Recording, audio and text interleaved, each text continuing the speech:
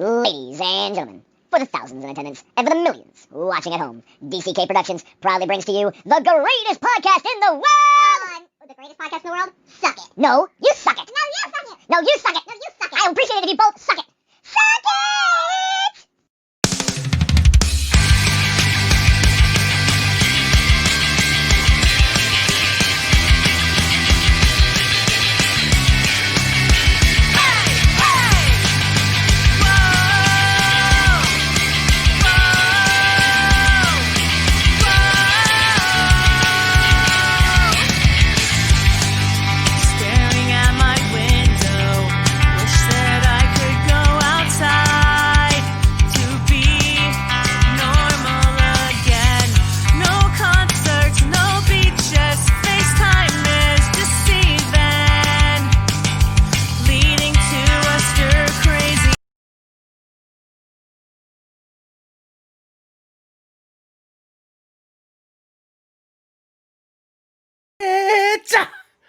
I am the great and powerful king of all that is awesome. Derek, how is everybody tonight? Oh, also the king of kings. That's right, too. Forgot about that part. So how is everybody doing tonight? I'm hoping everybody's doing great. So I'm glad to hear it. It is freaking Wednesday. Wednesday. Hump day. Mike. All right, cool. So we have another fun-filled and exciting night for you guys tonight. We have a new rap star coming on by the name of John Doe. He'll be on with us shortly, so that should be exciting. Kind of get to know a little bit about this guy and find out who he is exactly.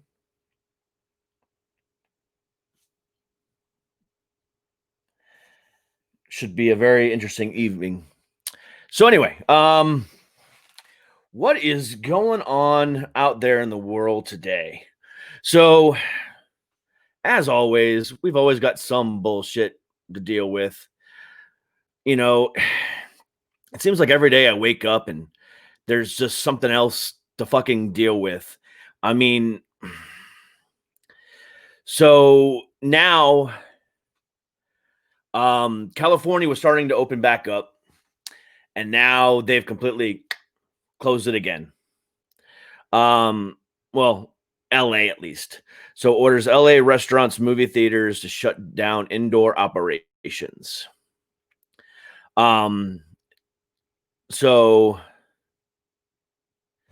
you know, we've got Florida was just shut down again. California shutting back down again. Today was our first day of phase 3 here in Virginia. You know, it's going to be interesting to see how the 4th of July weekend goes for us, at least.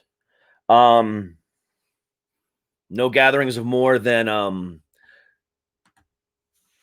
250 people, I think is what it is. So that's kind of cool, but at the same time, is it going to be, I don't know. I don't know. It's scary to think, about, that everyone started to open back up, and then now shit is starting to close up again. Now that's just crazy. I have some more stuff I want to talk about, but I think I'm going to do that on Saturday during Nerd Talk. Because Disney was releasing some crap about Star Wars now and trying to reset The Last Jedi. And I don't want to go into that right now because that'll cost me like an hour-long rant. And my guest just got into the green room, and I don't want to make him wait, especially if I'm going to go on and on about, Star Wars for an hour. That's not freaking cool. Nobody wants to hear that. Well, maybe y'all do. I don't think he does. So either way, without further ado, let's bring on my guest for the evening. A new rapper to the scene. I don't know much about him. All I know is what was given to me by my PR person. So that's going to be kind of fun to, talk to him about it and, get to know him a little bit. And, hopefully we can all learn a little bit of something. So without further ado, please welcome to the show, John Doe. What's happening? Hey, How you bud. doing, man? What's going on? Not bad, man. Not bad at all. How's things? Definitely. Having trouble getting in here, man. Oh, what, onto the stream? Yeah, I think it was just me, man. I'm never good at this stuff. Well, I've pretty much made it pretty simple for everybody because sometimes you need like a password and a code to get in. Oh, No, yeah. I just send you the link and you just jump on, and it's that simple. Awesome. So, how are you, man? Man, Doing I'm well? chilling, man. I'm doing good. I was gonna try to get a phone today, a different phone, but I said, man, I better get on this this press. I gotta get some press real quick. So Where are you located at right now? man, I'm right now, I'm in Orange County, California. Not too far from Disneyland, what you were just talking about. Yeah, because LA just shut everything down again. I know. They just reopened. Now they're shutting it all down.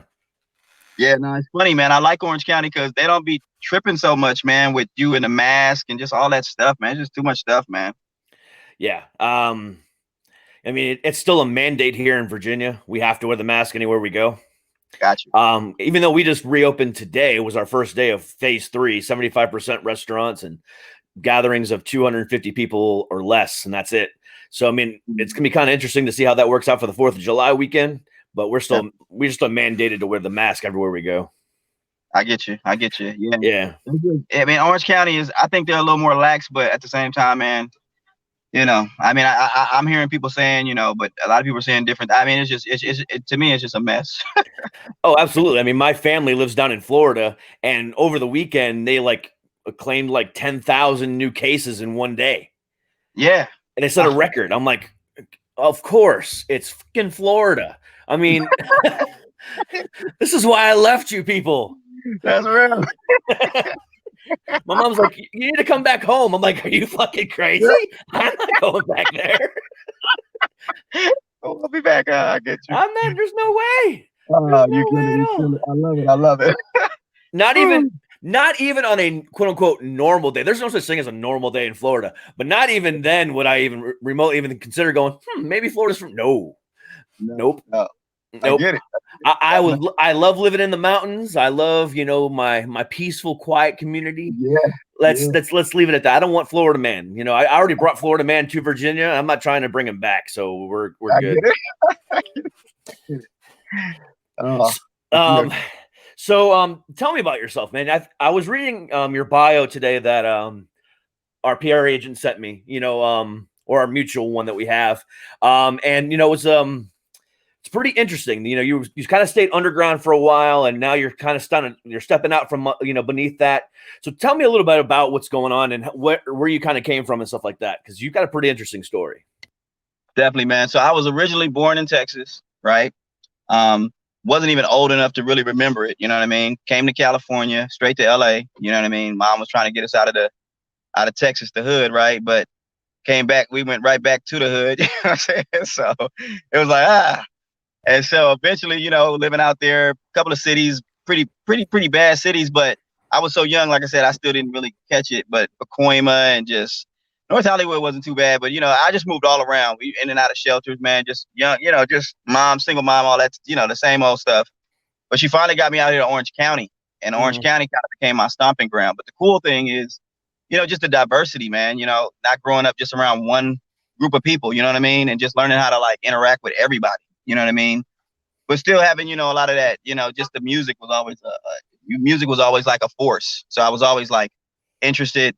And with the hip hop out in Orange County, it was just really dry. You know what I mean? You had a lot of underground cats. I was always into melody. You know what I mean? I always liked melody, even though I rapped. I was like, I'm gonna do some melody on some of my songs. And, you just kind of got shunned from the underground. So I started saying, man, what's the use of doing music if you can't do it the way you want to do it? You know what I mean? So I just started doing melodies in my music. I got hooked up with a cat that did reggae. I mean, that was back when reggae was kind of popping, you know what I mean? And yeah, you could catch, the girls were always at a reggae club, you know what I mean? So, so it got to the point where, I mean, we were just performing in front of all kinds of audiences. I mean, we were performing at the swap meet sometime, you know what I mean? And the audience was broad because, you had the melody. So the women came out and then the guys came out because they like the hip hop, you know what I mean? So we just started doing that. My stomping ground eventually became like Huntington Beach. I don't know if people know about Huntington Beach, but that's surf capital of the world. You know what I'm saying? Yeah. So, and I made a lot of good friendships. I went to school with Tony Gonzalez that played for the 49ers. You know what I mean? A few other guys out there, and just like I said, just really developed not necessarily like a street mentality with the music. That's one thing I noticed is that I just didn't grow up in the streets like that, but I knew I knew if life was hard, it's hard. So it was just good, man. It was just a lot of diversity, a lot of different people. Westminster was full of Asians. I had a lot of Asian friends. You know what I mean? I just had everybody. So it gave me like a sense of, hey, man, people want to listen to music that they like. It doesn't matter where you're from. It doesn't matter. You don't have to be a gangster. You don't have to be a thug. You could be just a regular dude that just makes good music. You know what I mean? And so it kind of shaped me, bro. It just shaped me just living out here. I don't know if you've ever been to Orange County, but in general, every city kind of has its own demographic. You know what I mean? Not a lot of African Americans, but I had LA right down the street. So if I want to go back to LA and Compton, I can do that. You know what I mean? Yeah. But nobody likes being in the hood forever. What was it? Well, they were famous, in the 90s and early 2000s. The rock band POD came out of Compton as well. And they said, if I ever, I always said I would never leave the hood, but once I get some money, I'm out of here. So, it's so true, bro. It's so true. Yeah, I remember watching a documentary and they said that shit. I was like, oh, that's funny. So, I mean, it's, what, to be totally honest with you, over the last week, I have spoke to now 4 hip hop rap artists. You're the 4th one. So yesterday I talked to Chef Sean. Friday I talked to a up and coming female rapper by the name of Ashley Brenton, or AB. And then Thursday I talked to Kid Capri. Wow. Yeah. And what I have found interesting about all 4 of y'all. Not so much Ashley, because it's a little bit just a different scenario for her. But at least for the 3 of y'all, you, Chef Sean, and Kid Capri, the way y'all have come up and stayed away from the gang violence and stayed away from all the drugs and all the the rivalries and all the bullshit that comes along with what's sometimes that stereotype of rap has.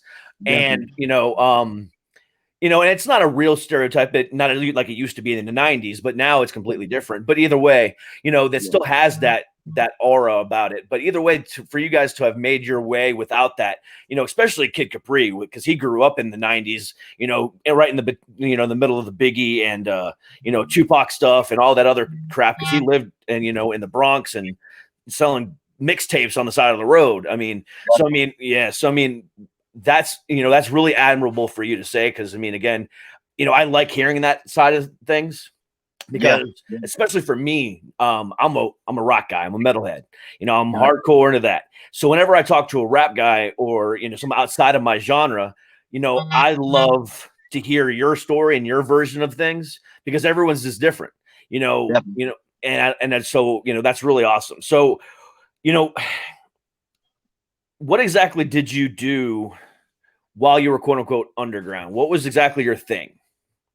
So, I'm a performer, man. I'm gonna be straight up. I do a lot of records in terms of writing, but I'm a performer. And I think that's one of the things that has always kept me kind of interested in creativity. When you perform, you got to bring a certain vibe to the place.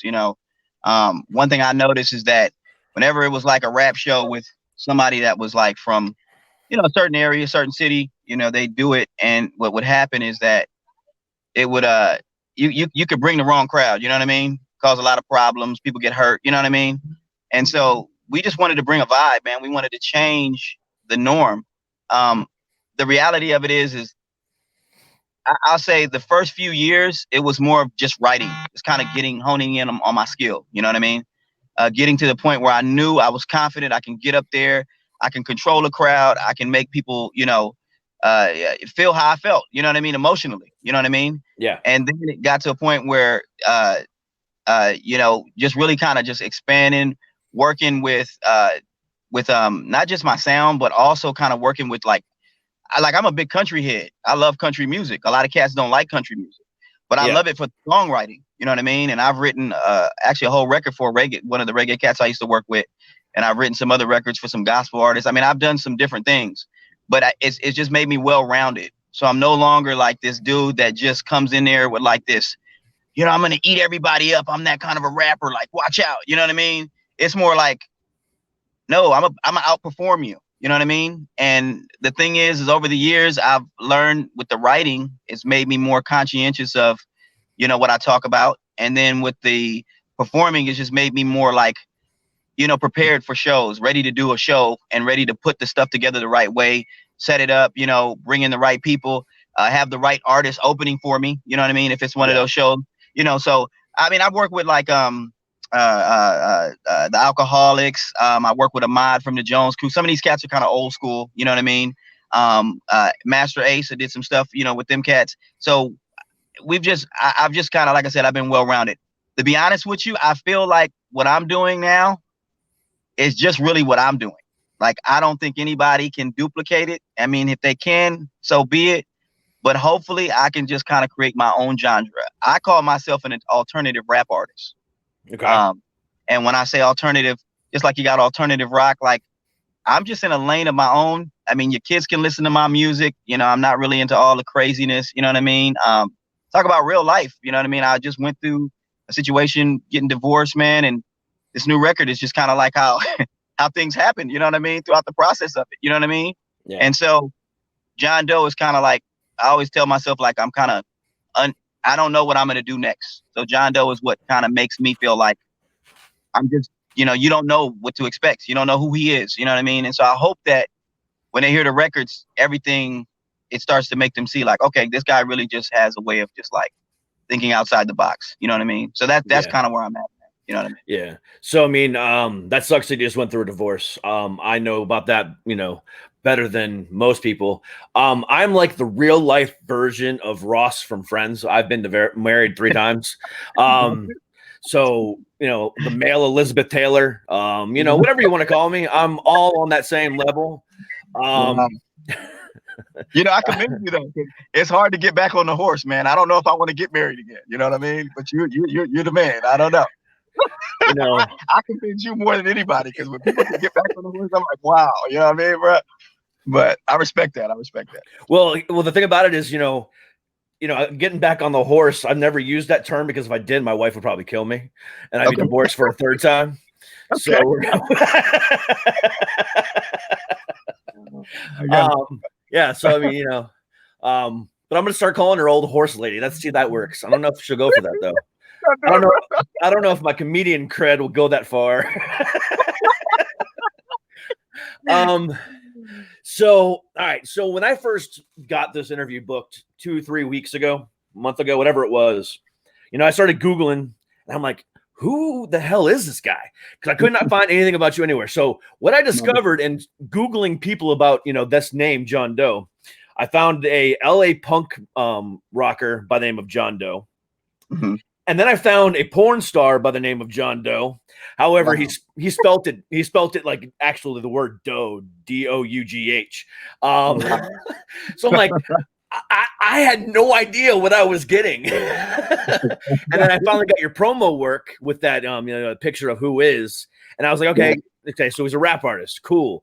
And then I finally got the information about you this morning. I was like, okay, I read through that. I'm like, all right, this guy's fucking cool. So, you know, going into today, I was even curious about who you were. So I can only imagine what the people are, you know, is there anything out there right now that they could grab, or are you just kind of waiting for that right moment? You know, we're prepping everything. To be honest with you, I had a lot of back in the day, I was just doing kind of a lot of shows. I really didn't get into the social media like I should have when I needed to. I dropped a record called Constructive Criticism. I know it's out there. It's on YouTube right now. Is it on YouTube? Yeah, it's on YouTube. No, it's on SoundCloud. And that record, it did really well, but at the same time, everything was on consignment. I really didn't have a label behind me. I really was just kind of doing my own thing, and people were kind of like, I dig it. At the time, I was like, that's when I first met my wife, and I was like, you know, I'm gonna get married to this lady. I love her. And I'll be honest, man, I kind of took some time off of it. Even though I was making music, I wasn't putting it out. I got with a band called Undeniable. We started doing some records. But the truth is, man, we're prepping right now. A lot of what I'm doing is just getting all my social media. We've already started running some ads on Instagram, and we've been getting a lot of good feedback. to be honest with you, I'm at that point now where since I kind of don't have the restraint of a marriage, you know what I mean? And kind of like, you know, she's saying, oh, you know, you've been doing this for a long time. It's time to, you know, that's what she said all the time. But now I'm really ready to like really cater to my fans. You know what I mean? Because folks know me. They people that have been around, especially my area, they know who I am. But it's just, you know, it's been so much time. So I want to be more consistent. The truth is I got some stuff up on SoundCloud right now. I've got some stuff on YouTube. I am on all the platforms to sell it. You know what I mean? If people want to buy it. But it's one of those things you will have to look a little harder right now just because we haven't got everything up. I'm getting the website up pretty soon here, probably be up in about at least a week or a couple of weeks. And then we got the promotion that we're going to start pushing. I got the video ready to drop. So again, everything's just being prepped right now. Yeah. I mean, you said it yourself. I mean, getting on social media is a beast and a half. Yes. Absolutely. I mean, there is, to be totally honest with you, I mean, like, just like someone like me, you know, when I'm prepping for an interview, you know, that last hour right before from 7 p.m. to 8 p.m. or 4 p.m. to 5 p.m., you know, depending on the side, you know, I'm putting together more graphics because I put out 3 different graphics for each interview. You know, I announced it the day before, and then I announced it again in the morning, and then I announced it, you know, an hour before, 45 minutes before. And then, so I have to put it on Instagram. I have to put it on Facebook, and then I have to share it to all the groups that I'm on in Facebook to make sure that all the different people are listening. Then I have to go on Twitter. Then I have to go on TikTok, and it literally takes me an hour just to get the word out, just to get, you know, 1,000 people watching this right now. And then later tonight, when I'm done with this and I have to download it and then upload it to my podcast server, I have to do all that again for the podcasting people, because the people that watch me on Twitch are not the same people that listen to me on Facebook, on podcasts. Wow. They don't intertwine at all. So then it takes me another 3 or 4 hours to do it again, just to get 8,000 listens. So it's like, it is a beast. So once you start making money, hire somebody to do that for you. Thank you. I appreciate that. I'm not kidding, man. It is, like I said, it is a beast. I have a full-time day job, but I literally, you know, I put in my 50 hours like I'm supposed to there because I'm salary, but then I put another 50 hours in on this every week. And I mean, it's insane. And on top of that, I'm also a stand-up comedian. I'm also, which isn't doing much right now, obviously. And then I do voiceover work. So I'm like always doing something. So my wife is happy because I'm always stuck in my little studio. And she's like, okay, you're not bothering me. You're fine. Just let me know when you're hungry. For sure. I get it. That's the key to a good marriage. We've been together for 13 years now. That's the key to good marriage. Have a home studio and just work all the time. Hey, don't get me wrong, man. I was married for 17 years, bro. You know, So it wasn't a short time. I think the reality of it is, you know, I started being home more. You know what I mean? It's real. I mean, I was like, dang, I felt like leaving. You know what I mean? Just to leave. You know what I mean? So I get it. And it's funny that you say all that because I'm gonna be honest. Like, my attention span is terrible. You know what I mean? I'm like, you know, squirrel, you know, everything. You know, so I get it. I mean, it's one of the things I told Ryan. I said, man, my manager with the Extreme Music Group, I said, hey, bro, we're going to have to start getting people to do this stuff because I can't even sit here and look at, you know, YouTube this long. Like, I'm not even into that. You know what I mean? But it's just like you said, it's a lot of work. It's a lot of effort. And I think that I'm realizing that now, and it's investing. You know, I'm investing a lot of money into this record and this project. I've gotten a lot of hits on a couple of channels that aren't even out there. That I just put this music up because I wanted to get a feel. I want to put my feelers out there. And I got about 8,000 hits in like a couple of months. And so to me, without me doing any marketing or promoting, I'm realizing you got to have things in place. And so now I'm trying to get everything in place. I'm working on the full album though, because they keep saying I want to buy the album, not the single. And that right there is enough for me to really know that like, People that respect you and like you, they'll tell you specifically, we want an album. We don't want a single. And so my mentality now is to make great albums, not to make a great record. You know? Yeah, I hear you on that. And I've had this conversation now with every musician that I've had on here. And I've had rock, metal, country, rap, and everything else in between in the last month. I interview a lot of musicians. I don't get me wrong. I like talking to musicians, but I want to do something else too. But whatever. Either way, one of the things that I've noticed is that everyone has a different view on that. Whether or not it's what's the word here? So everyone's kind of saying, well, right now, singles are the way to go. Some people are saying albums are the way to go. So, and I've said this to every single person, that I've talked to. And so I've repeated myself on this podcast for about 15 times now.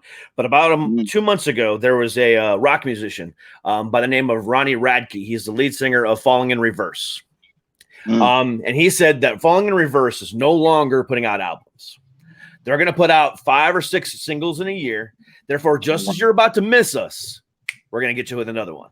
And then just as you're about to miss us, we're going to hit you with another one. Therefore, each song is a single. Instead of putting out an album where you have 2 or 3 singles, maybe 4 if you're lucky, they're thinking their whole idea is, well, we're going to put every soul, every ounce of our life into this one song for 2 months, and then we give you another one. And then we're going to do it again. And now they've made, I think they were on their 6th album, and they haven't released an album since 2018.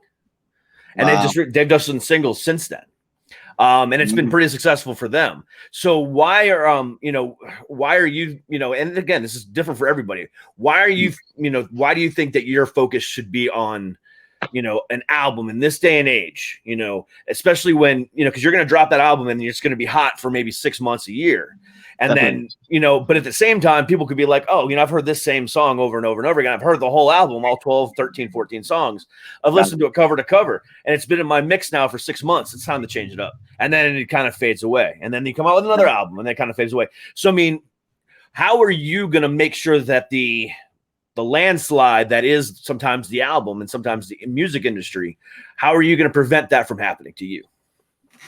Well, it's funny that you say that. And actually, considering that you said about them putting out a real hot single, so my initial goal for this was to do an EP every 3 months.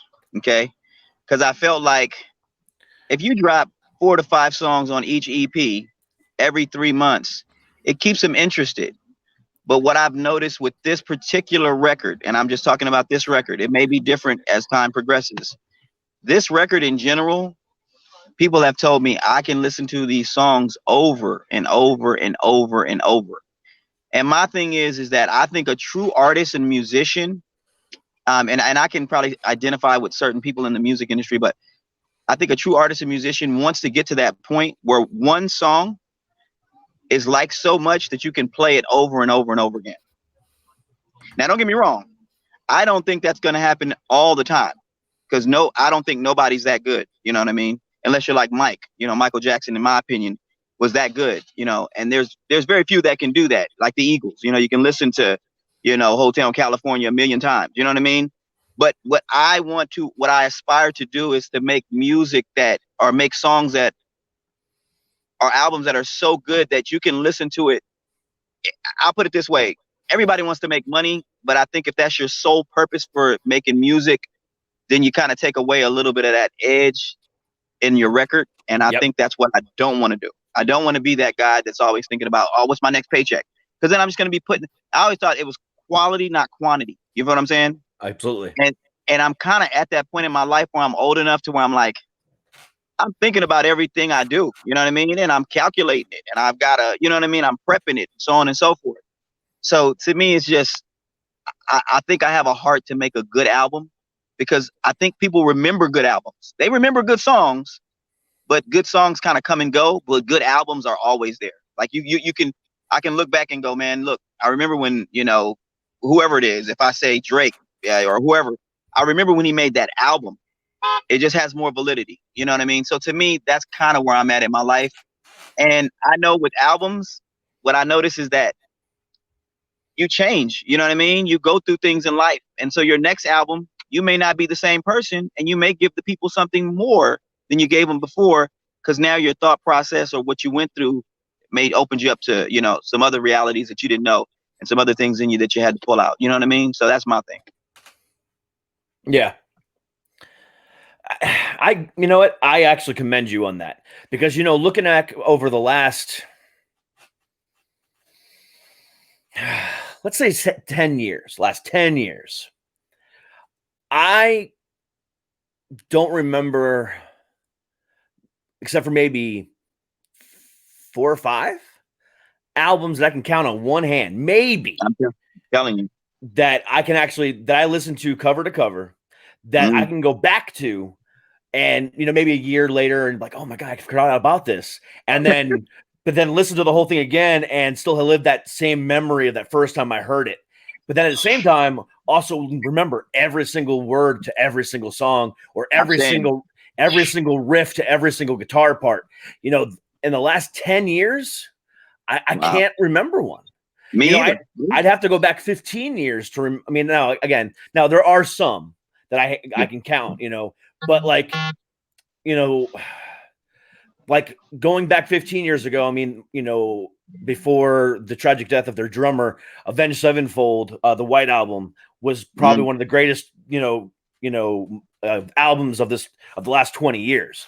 So that's on my list. But then, you know, within the last 10, like I said, I can count a handful, but I mean, nothing that, you know, was like worldwide, you know, marketable, you know, I mean, I could probably tell you and you'd be like, who, but like at the same time, so that just tells you the staying power of those bands. They have their niche and they know who their niche is. But outside of that, it's just like, damn, there's nobody else and it sucks. And I'm gonna tell you right now, like even you saying that, just as a hip hop artist, the last time I heard an album that was just good all the way through was Lauryn Hill when she dropped the Miseducation of Lauryn Hill. That was the only album, you know what I mean? What was that? 99? What was that? Come on, 99, 2001 ish. Wow, yeah, that's true, huh? And then, well, Eminem too. I mean, but you know, that's just because Eminem he puts his heart into it. But yeah, it's true. No, I agree. I mean, and my whole thing was I always said, you know, artistry to me is how consistent you can be, but at the same time, I mean, how much of like kind of you got to revolutionize it. You know, that's one thing I'm hoping to revolutionize the rap game by having an alternative rap. But at the same time, that's not my main focus. My main focus is making sure that if I make an album, as you listen to these songs, I'm taking you through a journey and you're feeling like, wow, I'm actually walking with this dude. Like, where's he going next? You know what I mean? Like, oh, let me go in the store and see what he says to the clerk. You know what I mean? Like, that's the kind of idea I have of music. And I think that right there is probably going to help me at least stay consistent, even if I may not always be relevant. You know what I mean? Yeah. So, I mean, like you want to be both. Mentality. You know, I want to be both. Don't get me wrong. Yeah. but I'm willing. No, I mean, I love that mentality. That's a good mentality to have. And that's why when I do this podcast, you know, I try to keep it fresh and I try to, you know, talk about different things every day. You know, I'm live 5 days a week, Monday through Friday. I'm on as much as fucking Jimmy Fallon and, you know, everybody else who's doing the exact same thing. And they've been doing the exact same thing for longer. And it's hard to captivate the audience. And, you know, it's so doing things differently is the only way you can. Absolutely. So, you know, one of the things that when I first started podcasting, everyone told me, and every internet site, every, you know, tutorial on podcasting always said, find a niche and stick to that niche. Yes. Why? Aren't you just catering to 10 people when you could be catering to 10,000 if you go to 10 different niches? Therefore, you might listen to one day, and then, I don't like that guest or I don't like that topic. I'm going to go ahead and skip that and I'm going to listen on Wednesday instead. Okay, cool. But then if I have 10 listeners who I'm talking about the exact same thing about all the time, how am I ever supposed to grow? And I know a lot of people do grow with just one niche, like crime podcasts. You'll never stop being able to talk about crime and mystery and stuff like that. So I get that, but everything outside that, I mean, how many? You know, one of the main themes on this podcast is mental health. Because I'm a bipolar guy. I try to make fun of it, to make myself happy. And I help other people by saying, oh my God, I'm thinking the exact same thing that this guy was today, but he can laugh about it. Why can't I? So that's kind of one of the themes of the show. But if I talked about mental health every day, that would be boring and it'd be more depressing than uplifting. So that'd be kind of oxymoronic in my opinion. But at the same time, I can't talk about music every day, but at the same time, I can't talk about, acting every day or comedy every day. And I love the variety that I have, and this week alone, I'll have a country music artist, 2 rappers, and then 2 actors. Cool. Wow. And then last week I had a rap legend in Kid Capri, along with another country artist, a couple other musicians and actors and comedians and stuff like that. It's been unreal, and staying on top of that and being different every day is the only way you're going to stay relevant. So if you keep that mentality, I don't see any reason why people would get bored with you and just be like, fuck this guy, I'm out. That's impossible. Because if you're always changing the game, like Roddy Piper always used to say before he died, is just when you think you have the answer, I change the question. And if you consistently do that, wow, why the hell not? Wow. That's good. That's good. I like that. Okay. I just came up with that off my head, so kind of run with that. Hey, it's funny you talk about the mental health, because that was one thing my wife always said, you're a narcissist. I mean, but you're not intending to do that. You know what I mean? I was just always focused on artistry. I love artistry. You know what I mean? Yeah. And I think that you got to find somebody that loves what you love. Artistry is something that it's always been kind of something that is just in my heart. You know what I mean? But in any case, I always have felt like if I'm not doing the music to the degree that somebody can take something from it and actually, I don't know, I'd be honest with you, man, even apply it to your own life sometimes. I don't want to ever want to knock any other artist per se, but me and my manager, we were talking and he was like, yo, bro, he said, one thing I noticed about you is that I can sit down and listen to your music and it's just about everyday stuff. Like to where I don't feel like I have to have a Lamborghini or, you know what I mean? Like the glamour and all that, it's not necessary for the type of music I'm doing. Plus I'm older, I'm wiser now, you know what I mean? And I think what it is, I grew up kind of, you had a little bit of conscious rap. So you had a little bit of, grunge, you had you know what I mean? You had different, you had different guys coming with different perspectives. Now the whole perspective is make as much money as you can, and show off as much as you can. And I'm like, there's nothing wrong with like having money and, what I'm saying, and feeling like, you're young and you're free. But at the same time, I mean, when are we going to get something that we can just sit down and listen to it and just be like, man, I'm feeling like that today. You know what I mean? Yeah. And that's where I'm at. I'm like, I'm feeling like that today kind of music. So can I talk about it? You know what I mean? And if it doesn't sound good, who cares? Let's just talk about it for a minute. You know what I mean? But the music is going to sound good. So that's what it is, So how old are you? Man, I know I'm scared to tell you. You're not gonna surprise me, trust me. So I'm 40, man. I'm 40. I'm only a year younger than you, bro. Okay. Hey, cool. You make me feel I feel brilliant now. No, I'm 39. I'll be 40 next year. So I just turned 39 in April. So and the thing about it is, so I'm kind of in a similar situation that you are in. Okay. So from a littlest of age, I always wanted to be, either in a band or a pro wrestler. Okay. Gotcha. And when I got turned 12, I started playing guitar and I toured with some bands when I was in my late teens, early 20s. And then I had my first daughter. I was 20 years old when I had my first daughter. And at that point in time, I was like, shit, I got to grow up. And, I'm doing okay for myself, but I'm not doing family okay.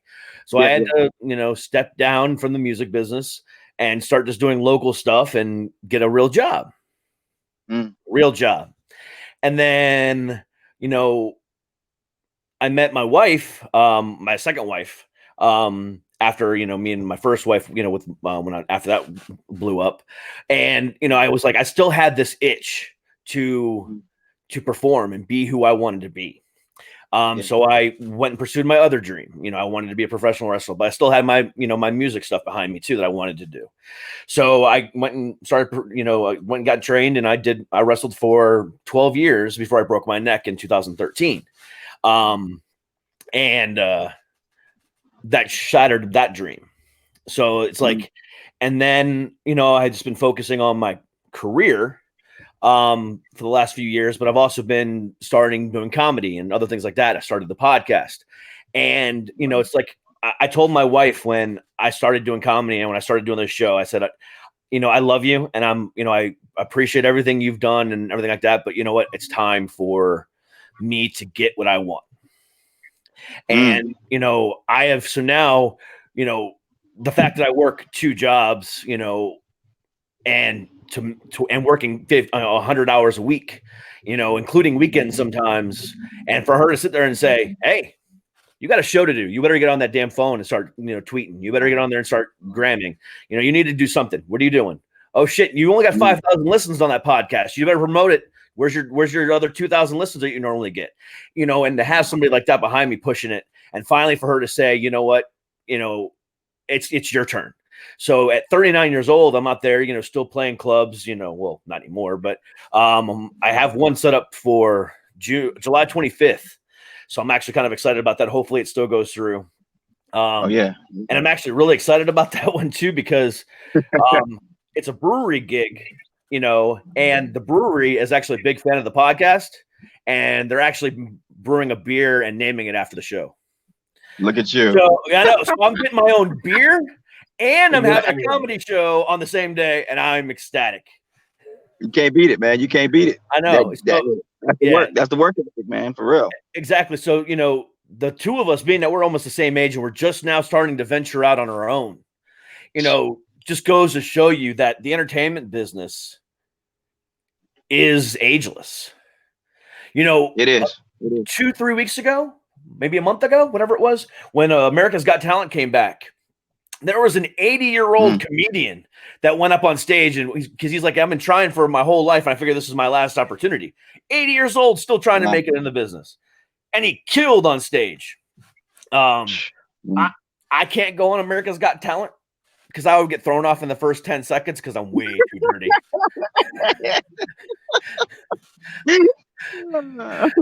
I can't do it. When I'm on stage, it's like, even at this show, I sometimes have to stop myself. It's like, okay, I know I'm an uncensored show, and I don't, you know, I don't have to live by the FCC and shit like that. So I can say fuck as many times as I want to, but there's only so many times in a 2-hour-long period that you can say fucking, you know, it be considered okay. So sometimes I have to, like, you know, calm myself a little bit. But when I'm on stage, I just don't care, because every time I do something stupid, it laughs, you know. So I can't do that. No, man. So with all that being said, you know, you're 40 years old, you're finally stepping out on your own, and you've got all these plans to happen. Then today, you know, LA County closed its doors again. You know, who knows what's going to happen from there? Maybe Orange County does the same thing. Maybe Virginia closes back up again. Maybe DC closes back up again, or whatever the case might be. You drop this album and you can't go out and tour. What's your plan? Do you have a backup plan? You know, honestly, man, I'm not going to say that I do. I used to do a lot of charity stuff. You know what I mean? Just growing up rough, you know what I mean? Just kind of going back into some of these homeless places and performing for them, you know what I mean? With positive messages, you know what I mean? I think I'd probably, man, try to do like some park venues, man, honestly. Because I really feel like, man, I mean, I know they don't want, you know, us to be up in the places because, you know, it's just, everything's enclosed, you know what I mean? But I told my boy, I said, man, why don't we just go out here, man, you know, and do that local city stuff where you just go into the local city, say you want to bring something positive, and, you know, it's like the guy with the guitar on the corner, you know, in front of the store, or near, you know, near the entrance of the store that's playing. And he just, you know, I really, honestly, this COVID thing has kind of threw me all off. But the truth of it is, man, is there's so much content now, you know what I mean, that you can definitely, you know, start posting stuff online. I think I'm just more like, you know, I was actually thinking, and now that you say that, was teaching a lot of these young kids how to write songs, because I got kids of my own, and so I've been one of my sons have been working with him on his album, and just trying to teach him how to write songs, man. I mean, right now I don't have any specific thing. I think my biggest thing is just investing in, or taking this time to really set up a strong social media presence, or at least have the things in place so if people do want to know more about me, bam, they can do it. You know what I mean? Yeah. So, Yeah, it's just one of those things, man. Like I said, I did a lot of charity work. I just helped out with a lot of these. I used to go to the what are the homes, the group homes with the kids that didn't have parents and orphans, and perform. A lot of my music, like I said, is positive. Is always bringing a message. Something to make them, want to wake up in the morning. You know what I mean? Like, hey, this guy did it. You know what I mean? He went through what I went through. So that's kind of my heart right now. If the music doesn't take off and I don't see, hundreds and thousands of people coming and look for me or check for me, I'd still want to do it because I think that everybody has a talent in them, but sometimes you need somebody else with talent to bring it out of them. You know what I mean? I agree with you on that. I wholeheartedly agree with you on that. So I have, I started the show a while back, and I had with one co-host, and he left the show, and then I got another co-host, and her name was Kat, and Kat brought out the best in me. Absolutely. And then and she's still one of my best friends to this day, even though she's left the show because she got some personal things going on, and this show just got overwhelming. Again, 50 hours a week, for what we do is a lot. So it just got overwhelming for her. And then I have my other co-host, which helps out every once in a while. She's a musician based out of LA. Her name is Nicole. And she brings the best out of me too. But so when I'm doing these things right here, just by myself, it's like, all right, I got to be able to engage you for the hour that I have you, or 45 minutes that I have you, whatever time you can give, or him or her, whoever it is, and then go another half an hour beyond that, and just talk about myself and just chit chat with the audience and talk to my, my listeners and on the comments and, stuff like that. And it's hard. It really is, especially when you don't have somebody to bounce it off of. So, always having that someone behind you, giving you that extra little kick and bringing out the best in you is definitely the way to go. Oh, yeah. Yeah. Now, believe me, man, going through a divorce and everything, man, if it wasn't for my manager, man, just being there, just kind of telling me, hey, dude, you got it, shooting it out to everybody. I mean, he shot it out to so many people. I'm like, dude, don't shoot it to everybody. I'm kind of like, hey, man, I don't want everybody to get it right now. You know what I mean? I'm not that confident, but I am. I think it's just, when you go through tough times in life and you got somebody to say, hey, man, you still got it, and kind of reflect on that by kind of doing some things that you wouldn't normally do, sticking their neck out and doing some things for you. Oh, believe me, bro, it makes a big difference. I'll be honest with you. Even being on the show today, I'm like, man, I believe me, man. I mean, and I think people want to try to, I always want to discourage you, you know what I mean? But the truth is that a gift is a gift, man. You're supposed to give a gift, you know what I mean? You can't just keep it bottled up. So like you said, bro, I mean, definitely I'm with you on that. Every time I talk to people, I'm like, hey, man, I'm sure you got a gift, bro. Don't sell yourself short. I'm sure it's something in you got. You just got to let it out. You know what I mean? So it's real. It's real talk. Yeah, absolutely. So tell me about the single that's getting ready to get dropped and the video that's getting ready to get dropped, Gone. So Gone, man, it was, I'll tell you when I started writing that song. So I had an argument or a dispute before me and my wife got divorced. And I had been searching for beats, man. And this beat kept coming up, man. And I got in my car one day, man, and I was just like, I'm gone. I'm leaving. You know what I mean? So I'm mad. You know what I mean? It wasn't even about like writing the song at that moment. It was just like, I'm pissed off. I'm never coming back to this house again. She's tripping, Mm-hmm. And, I get in the car and the beat comes on and it just, dum, dum, dum, dum. I hear the melody and I'm just like, I'm gone. You know what I mean? It just started making sense. You know what I mean? And from that, man, I mean, I just kept writing. I couldn't stop writing. I probably wrote about 7 verses for the song, but I only could put 2 on there. You know what I mean? And it just talks about like, you put all this effort into a relationship. I mean, especially, and I'm gonna be honest with you, man, I got a lot of buddies that their wives are leaving them. You know what I mean? Back in the day, it was kind of like the dudes were doing all the dirt, you know what I mean? And we were like, man, I'm out, I'm messing with the secretary, you know what I mean?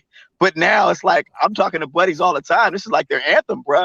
And it's like, man, my wife is leaving me and I'm a single pop, you know what I mean? And so it just kind of made me feel like I really need to touch on the good dudes out there that really want to try to make it work, but your expectations or your, where you want us to be at, we're not there. And so it just kind of talked about like, man, I'm sitting up here, I'm doing all I can to keep you, but at the same time, you making me want to leave. You know what I mean? And so it's just got a little bit of everything. The emotion in it, man. I mean, I never really rapped this slow, but one thing I keep hearing from people about the song is that the words are so potent that it's really making people want to listen to the words. And I think that's one thing that we kind of lack in the music. You hear a good melody and you just get to bounce into it and dance into it, right? But you never really hear what the guy's saying, right? Or the girl saying. You're always just like, oh, whatever. And so everybody keeps telling me, man, what you're saying and how you're saying it, and the fact that you're being so direct, it's just like I couldn't have wrote a song like that. You know what I mean? So yeah, again, it's just one of those, bro. It's just I just want people to hear it, because I feel like if you're going through it, whether a male or female, you know, we all go through it. You know, you can relate and you can feel like, man, you know, hey, listen to the song and let me explain to you, you know, that maybe we shouldn't be focusing all our attention on what our weaknesses, but our strengths. You know what I mean? So that's actually pretty cool. That you were able to write that song, especially during the midst of that. So it's got to be it's got to be one of those songs that's going to be hard for you to perform live. I would assume probably too. You know what? Honestly, it's one of those things where it's a little bit of sarcasm in it. Because I didn't want it to be too serious, because the sarcasm brings out like the reality that if I'm going through this with you, we should be able at some point like kind of sit down and be like, what are we fighting for? You know what I mean? Like, are we fighting for just to be right? Or are we fighting because there's really something serious that needs to be fixed? You know what I'm saying? Yeah. And so I feel you. There's other songs I've written that's emotional. This isn't as emotional. And I think too, because it's kind of got like that, like I gotta keep talking about it. I can't stop. You know what I mean? I gotta let everybody know, and I gotta let you know how I'm feeling. So you gotta hear it. You know, you gotta hear it. So it's one of those, bro. You know, I wish I could explain it to you the way I felt it when I wrote it, but you know, and with the marriage being kind of dissolved for a good amount of time, I'm a little more level-headed about it too. You know what I mean? So I'm not thinking about it just from my heart. You know what I mean? I'm thinking about it from my head. You know. All the stuff that you said about being civil and what are you fighting for and all that other stuff. If I give you a phone number to my ex-wife, can you call her and tell her that shit too? Because I don't think she believes in that. All she believes is in emailing me every week. Derek, I need money. Derek, I need money. Derek, your daughter's sick. Derek. Unless she's here and needs money, I don't fucking hear from her ever. Hey. Oof. You ain't lying. I'm feeling that right now. Maybe if I get her laid, that'll help. This is killing me, bro. You looking for a girlfriend? No.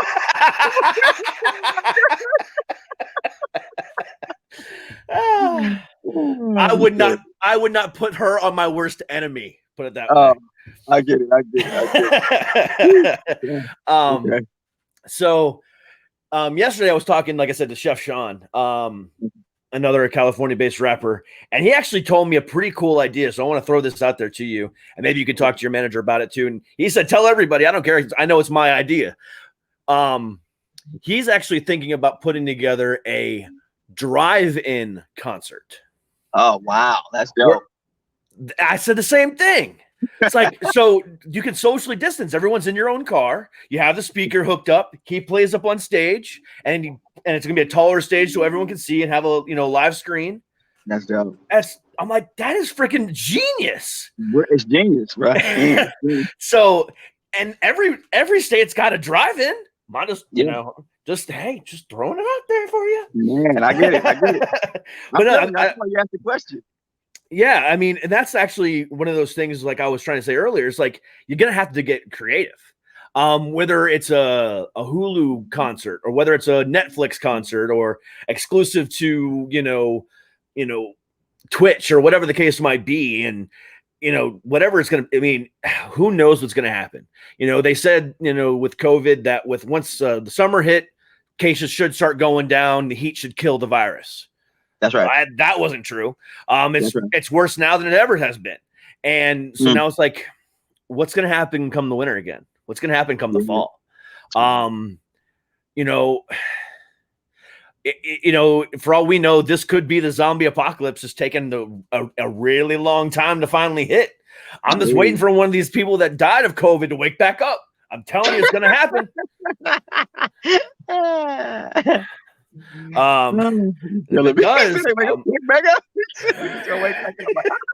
gonna happen. They're gonna start digging their way out. Just like in the Michael Jackson Thriller video, there's all around us. And if they start dancing, that'd be fucking cool as shit. But hey, that ain't gonna happen. That's right. You're funny for that one. You're funny for that one. I'm telling you. I do that video. If the zombie apocalypse ever happens, I want to actually do that dance in the middle of a zombie horde and just kind of see if I can get them all doing with me. Oh, bro, I'm with you. Give me a call. I'm with you, bro. I'm in a mood tonight. I don't know what the hell's wrong with me. This is great. No true. It's good. So, when you plan on releasing the album? Do you have any idea yet, or at least dropping the single? So the single, so we're working on editing the video. There's a few things that I wanted to fix in it. I'd probably have that out maybe in another week or two. Honestly, it's one of those videos where, I think I'm just getting back into making these videos. I'm like kind of over critiquing it, but I'd say in about the next 2 weeks, man, you should have something. I'm already running an ad on Instagram and a few other places. I've been getting some great impressions, 18,000 in 2 days. So people are actually feeling it. They're actually clicking on it and checking it out and sending it to their friends. And so I'd say about 2 weeks, man. I mean, honestly, with the COVID, like you said, and everybody kind of closing things back down, I mean, because we were thinking of starting to do at least like a what do they call it, a release party type of thing where we're releasing the EP that's going to eventually draw people into when we drop the album. But you like you said, man, I mean, I'm listening to what you're saying in terms of like maybe even just like one of those COVID shows where everybody pulls up in the car, man, and they're just outside in a cul-de-sac, you know what I mean? And you just throw on some music and so that's probably going to be the main thing I think that's going to bring the kind of following I'm looking for. And then at the same time, the album, man, I'm thinking of pushing that out till probably November of this year. Maybe October, November.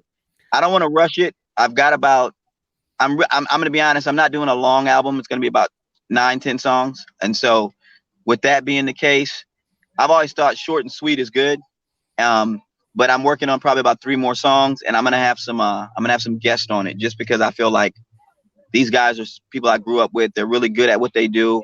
And they kind of, they just kind of haven't gotten the notoriety because, again, the social media thing, man, you got to be on it all day, man. You got to be ready to do it, You do. So yeah.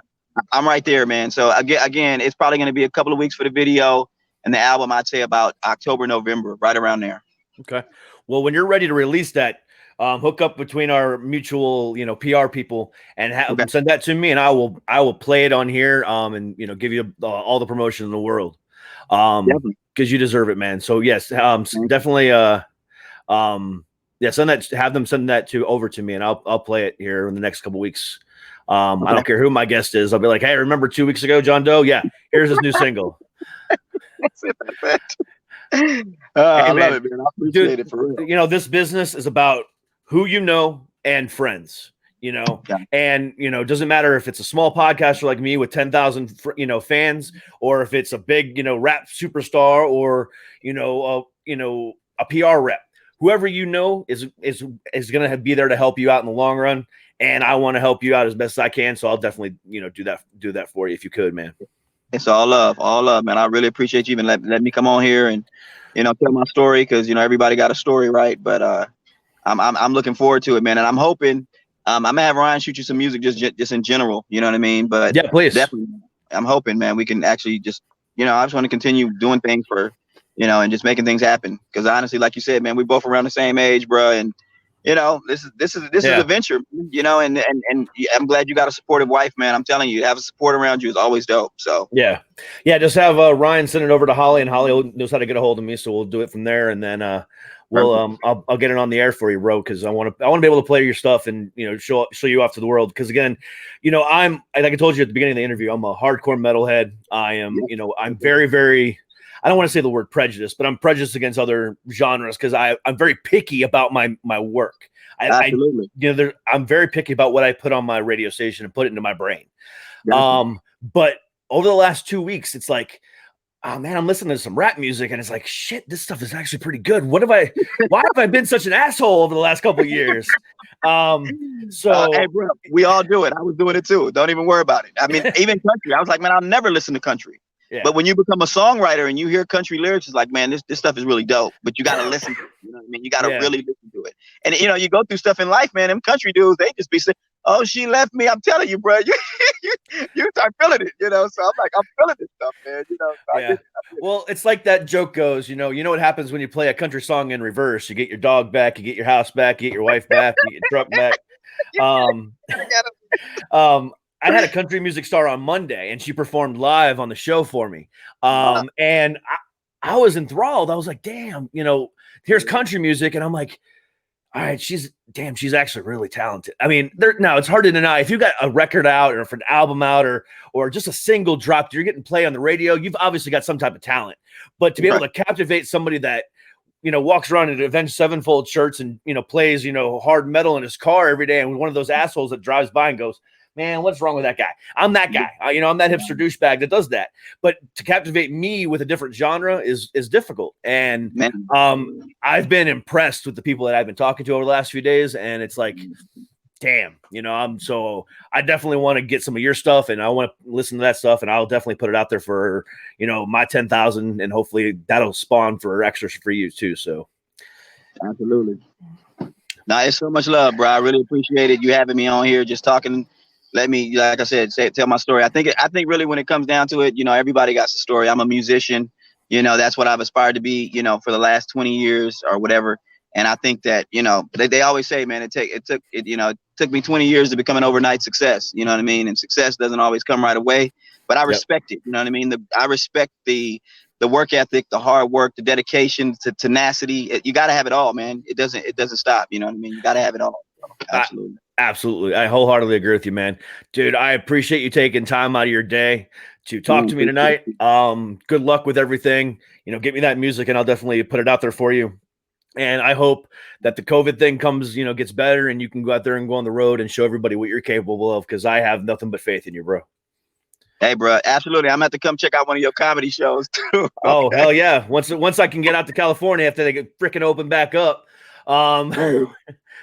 I'm looking forward, but don't forget don't forget to let me know though, okay? Absolutely. I will. Trust me. All right, man. I appreciate you, dude. You have a good rest of your day now. You too. Talk to you again. Man. All right, bye. Okay, bye-bye. Damn. What a cool fucking cat. I will tell you that much. All right. So monologue time once we're back from commercial break. Guys, I'm here to tell you all about the brand new revolutionary product from Manscaping today, the Lawnmower 3.0, a product that will not nick your sack and make sure that your manhood stays protected the entire time you are shaving. So do yourself a favor and go to manscaped.com and use promo code ShutUpCameron for 20% off the Perfect Package 3.0, which not only includes the Lawnmower 3.0, but it also includes Ball Toner, which helps prevent ingrown hairs. You get Ball Deodorant, which helps prevent chafing and man stank. You also get this awesome, sleek, stylish leather carrying case, all for $99.99. And when you use that promo code, you get 20% off. Also just released the Weed Whacker, the perfect nose and ear hair trimmer. So again, go to manscaped.com, use promo code ShutUpCameron for 20% off. Trust me, your balls will thank you. Guys, ever wonder how I get this manly beard looking so good? It's all because of Viking Revolution. And at Viking Revolution, not only can you get some great beard balms, but you can also get some great beard oils, as well as some awesome quick shower pads, which helps prevent you stanking up after the gym. Also, these great wet wipes, which help prevent, stanky after going doo-doo. And also some pomades and some other great products, all at Viking Revolution. So do yourself a favor, go to dcproductions.com/sponsors, click on the banner, and get yourself some of these great products. Viking Revolution. Join the revolution. Oh, shit. I hate when I do that. I always forget to put my mic back on. And we're back. I really need to re-record that Viking Revolution commercial because that bothers me every time. DCK, dumbass. But anyway, So that guy was fantastic. Oh, I turned my banner off.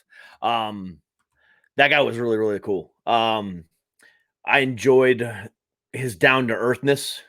And to talk to somebody that's, in a similar situation as I am, almost 40 years old, he is 40, and we're both sitting here, finally starting to do something for ourselves as far as the entertainment business goes. And, it is pretty hype. Whether it be my, my comedy, the podcast, or, whether it be his, music or whatever the case might be, still being out there and, living the dream at our age. And again, 40 is not that old. I say it all the time. I feel old. I had a rant the other night. What was it? Monday, about, Metallica fucking being on a fucking classic rock station and shit. But I don't feel old except for sometimes with my neck. Cause when you break it twice, sometimes that happens. But it's like one of those things where I am just, enthralled by, captivated by some of these people that are still trying to do it. Kimberly Dawn, she's older as well, and she stopped for a while to become a mom and everything else like that. And, still out there doing it. It is really, really, really, really cool. On Friday, I've got Rodney Hicks coming on and, just real quick before I talk about him. Remember Friday on the show on Twitch only. So twitch.tv/DCK Productions on there only during the Rodney Hicks interview. Come on the program, comment, like, or subscribe. I appreciate it all. And at the end of the show, I will put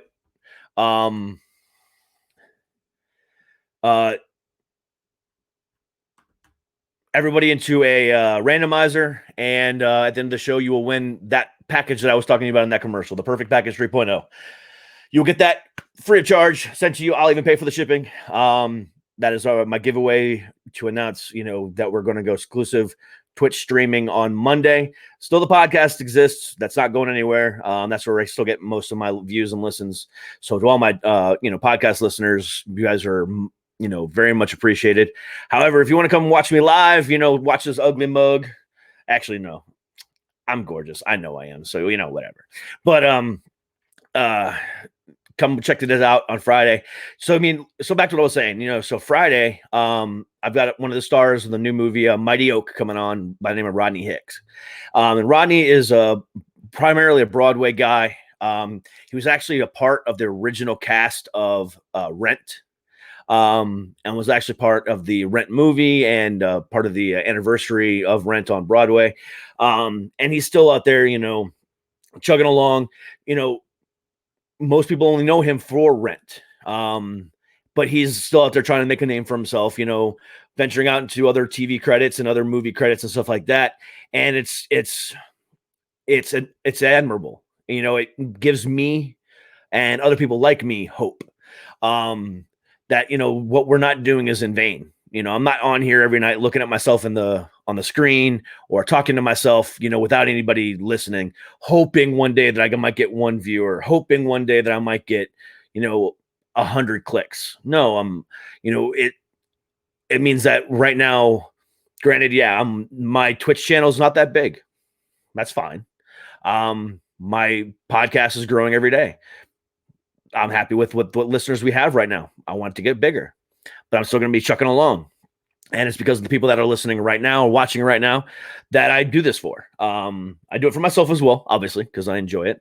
But this is where I thrive. I love joking around with people. I love, making fun of people. I love just being myself, being self-deprecating. All that's fun stuff. This is who I am. Welcome to the real me. And again, like I said, to have the cool people that I've had on the show over the last couple months just inspires me even more. And I hope that's doing the same for you guys.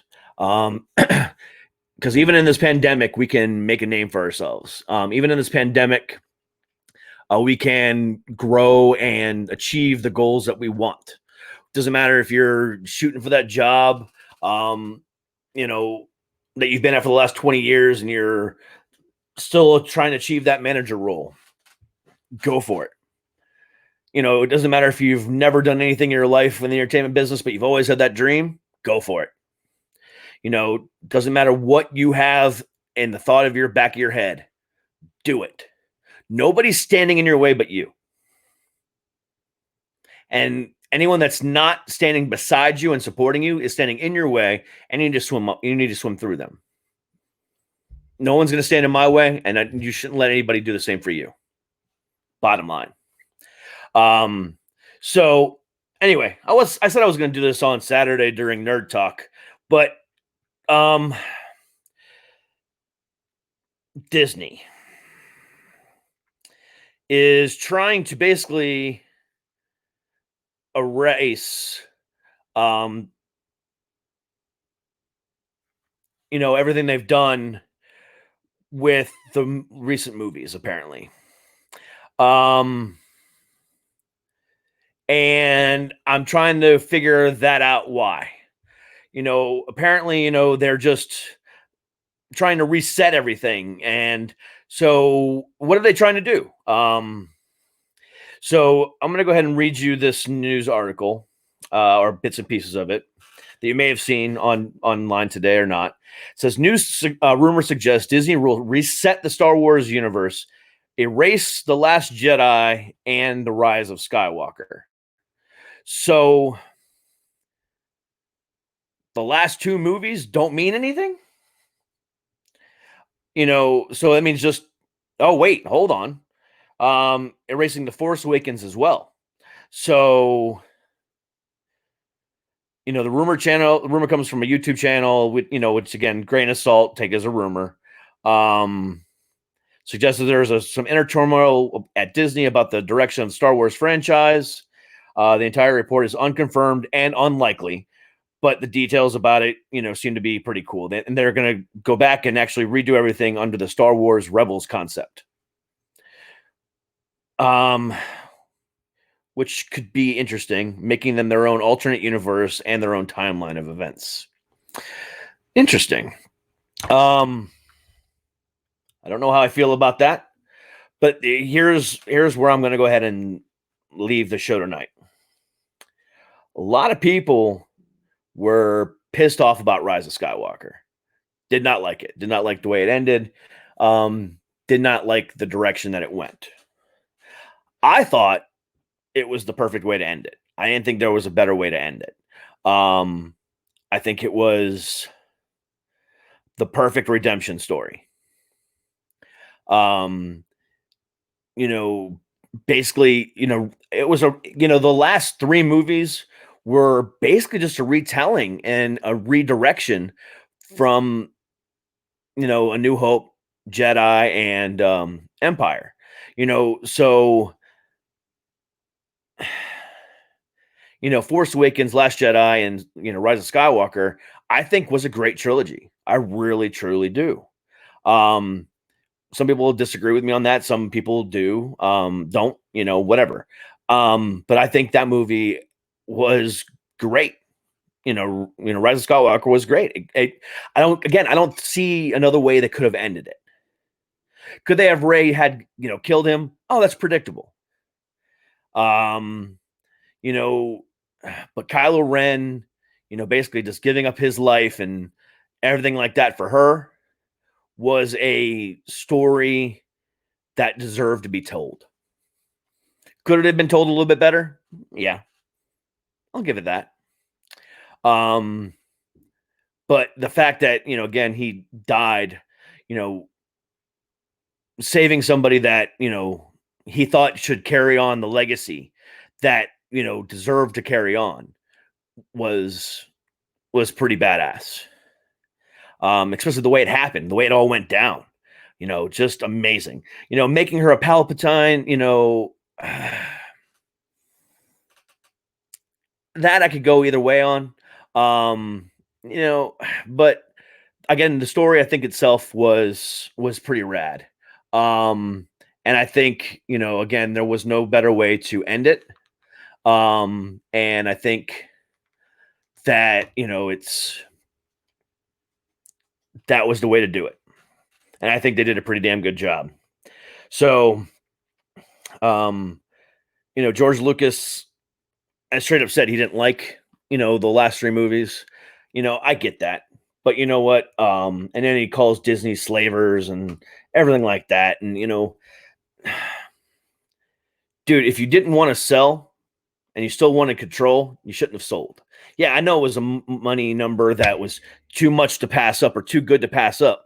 But if it's your legacy that you're passing on for money, just to make sure that you're secure in your life or your family's secure for the rest of their lives or whatever the case might be, whatever reason you did it, and whatever the reason that money was too good to pass up, you have no right to bitch about what they're doing with your legacy. If your legacy has a number on it, then, and you were willing to put a number on it and give it away to somebody for that sum of money, then that's your legacy. Your legacy is, I built this so much that I was able to sell it for this amount of money and retire, or he's not retired, but you know what I'm saying? Whatever the case might be, that is your legacy. So good, you were able to sell it for $5 billion, whatever, how much it was. Now, what Disney does with it is their choice. And I think so far, they've done a pretty damn good job. A lot of people said the same thing when they purchased Marvel. Oh, they're going to fuck it up. Oh, they're going to do it. They told one of the greatest stories ever over the course of 23 movies. I think it was 23 over a 10-year period. They had a couple shit the betters, Dark World and stuff like that. But I would say it was about a 90% success rate. And then Endgame closed it off. In my opinion, one of the best movies of my lifetime, hands down. Bottom line. And then to come out with, Far From Home right after, and that being the killer movie that it was, Disney has done some great things. People just like to complain about Disney because they're Disney. They own everything. They own ABC, they own ESPN, they own this, they own that. Now they own Fox. Oh, now they're going to ruin Deadpool. Are they? Or are they going to let Ryan Reynolds do his thing and, maybe turn it down to a 9? Is that really ruining it? Because here's the thing.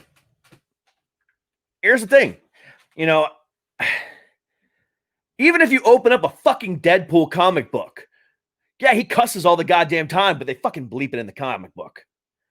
So is he really cussing all the goddamn time? No. He's bleeped in the comic book. So how can they change something that was never that to begin with? Ryan Reynolds has brought out another side of I did that for you. I just brought out another side of the character that was never seen before, but knew existed. That's all I'm going to say about that. I'm going to do it again. All right. Anyway, guys, I really, truly appreciate you. That's all I'm going to talk about for tonight as far as that goes. Because I got to save something for the very first nerd talk on Saturday. Where I just get to talk about comic books and reliving the Marvel Cinematic Universe. So check that out, noon on Saturday, my time. We're just going to basically kind of run down the Marvel Cinematic Universe over the last 10 years and talk about what potentially could happen in the next 10 years. So this first movie is going to be Iron Man, obviously, the first Iron Man, and then kind of go from there. But until then, till tomorrow. Tomorrow I have the other actor from Mighty Oak, Gianna Harris, coming on the show tomorrow. And then the guy, again, like I said earlier, the guy who plays her dad in the movie, Rodney Hicks, one of the original stars of the cast of Rent. Broadway Superstar coming out on Friday, along with that Manscaped 3.0 Lawnmower 3.0 package giveaway. And then Saturday, Nerd Talk at noon. And then Monday, we are back again. And hopefully Nicole will be back from vacation and she didn't die in Las Vegas. But until tomorrow at 8 o'clock Eastern Time, 5 p.m. Pacific, with Gianna Harris. Peace, love, stay heavy. And we will talk to you tomorrow. Peace.